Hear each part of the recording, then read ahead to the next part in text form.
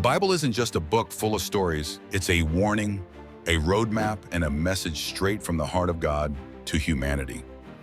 And buried deep in the book of Revelation is one of the most haunting visions ever given to mankind, the four horsemen of the apocalypse. Now, I want you to really picture this.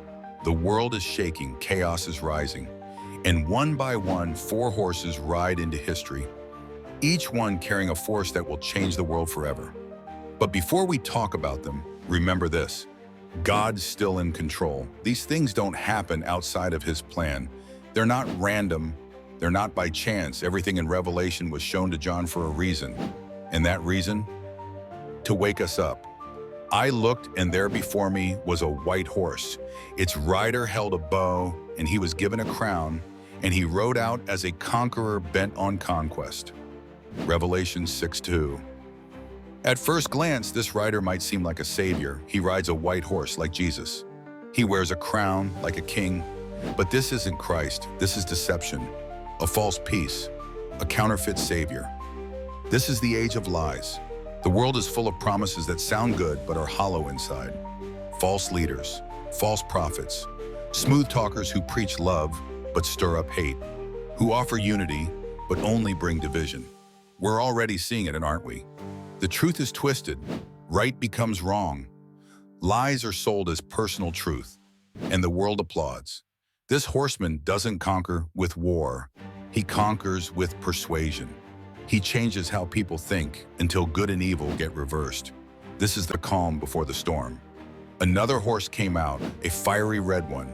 Its rider was given power to take peace from the earth and to make people kill each other. To him was given a large sword. Revelation 6:4. This is war, not just between nations, though we're seeing plenty of that, but conflict in every layer of society. Civil war, ethnic hatred, riots, families torn apart, marriages broken by bitterness, people full of anger, rage, and fear. Have you noticed how short people's tempers are now? How quickly things escalate? That's not just human nature, it's spiritual warfare. This rider is released, and the peace we used to take for granted disappears.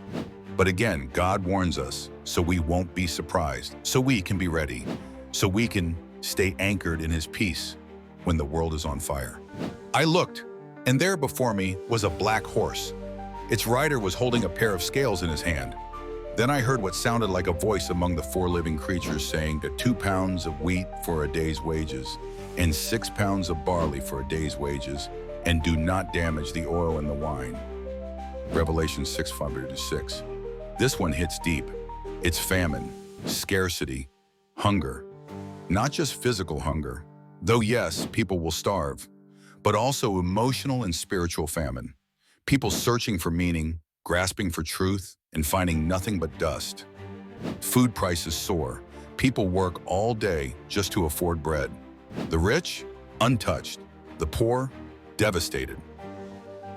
We already feel this creeping in. In some parts of the world, grocery stores are full, but people can't afford anything. In others, shelves are empty and hope is drying up. But through all of it, God sees. He still provides. In the middle of famine, He can still rain down manna. But the warning stands. If our hearts are only chasing comfort, we'll miss the message. I looked, and there before me was a pale horse. Its rider was named Death, and Hades was following close behind him.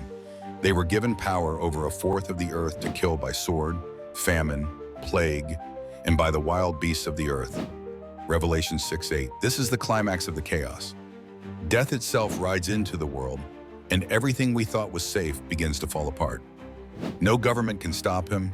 No army can defend against him. The pale horse is sickly, ghostly, like something already half in the grave. This is the reality of a world that's tried to live without God, when sin has reached its peak and judgment is no longer delayed.